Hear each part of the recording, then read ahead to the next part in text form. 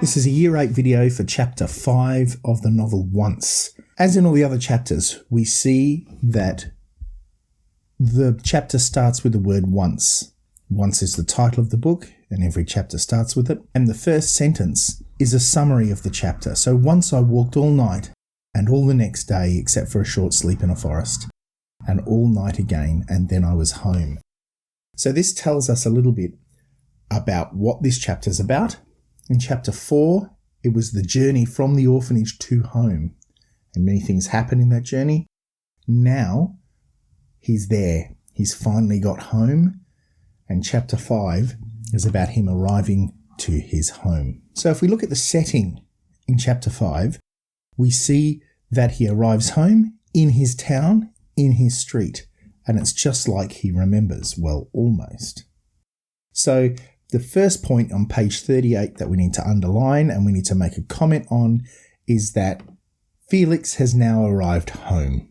He's come to his town. And on page 38 also, we see that he identifies his shop. Then I see it, he says. Our shop there on the next corner. The peeling green paint on the door. So he can identify now, in coming home to his town, he's found his family's shop. However, he's driven out of his home, but eventually they stop chasing me and he crouches in his secret hiding place at the edge of the town and listens. This is on page 42. When Dad showed me this place years ago, he told me it was our secret, so I never told anyone, and he mustn't have either.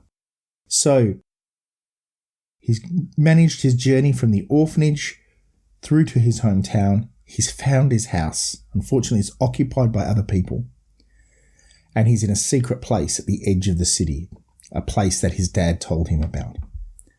And finally, the very last line of chapter 5 tells us that he intends to journey to the city to find his parents. So he's now embarking on a new journey. And so chapter 6, we're going to find his journey to the city.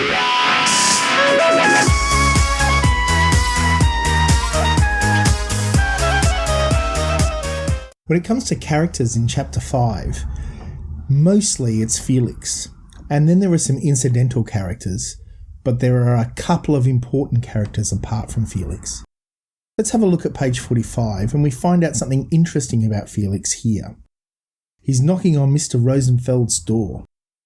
Mr. Rosenfeld, I called softly, it's Felix Salinger. So we now have Felix's last name. We know now who Felix is, both his first name and his family name, Salinger. When Felix gets home, he of course finds that his mum and dad are not there at all, and his house has been taken over by the Ratzens. Here on page 45, we find out a little bit about this.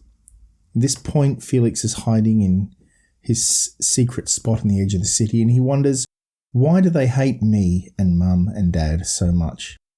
And why is the Ratzen family living in our place? Did mum and dad sell it to them? The Ratzens aren't booksellers. Mr. Ratzen used to empty toilets. Mrs. Ratzen had a stall at the market selling old clothes and underwear.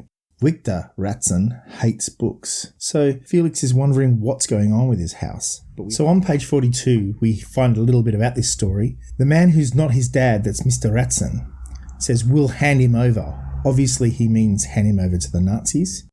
His son, Victor Ratzen, one of the Polish kids from my class when I went to school there, clear off Jew, yells Victor behind me. This is our house now. So clearly this family have taken over the houses of the Salingers. The other important character is Mr. Kopek, and we can see here on page 47. Mr. Kopek grabs Felix and says, Felix says, I can see the man's face. It's Mr. Kopek. He used to empty toilets with Mr. Ratzen. It's a very important point. Mr. Ratzen and Mr. Kopek came from the same level of societies.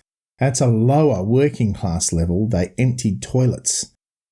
There was no sewerage system in those days, so the man came round with a horse and cart and would empty the toilets every week. Now, Mr. Ratzen and Mr. Kopek, they worked together and they had the same sort of job. You shouldn't be here, says Mr. Kopek. Bad time for you lot around here. If I was one of you, I'd go and hide in the mountains. Mr. Kopek is Polish. He's not Jewish. And the you lot If I was one of you, he's referring to being a Jew. Okay?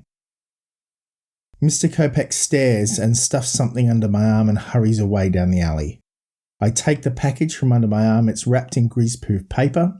Inside is a piece of bread and a bottle of water. And then on page 47 again, a very profound question is uttered by Felix. I don't understand. Why are some people kind to us Jewish book owners and some people hate us? Now, obviously, it's not book owners and Jewish book owners that are the problem.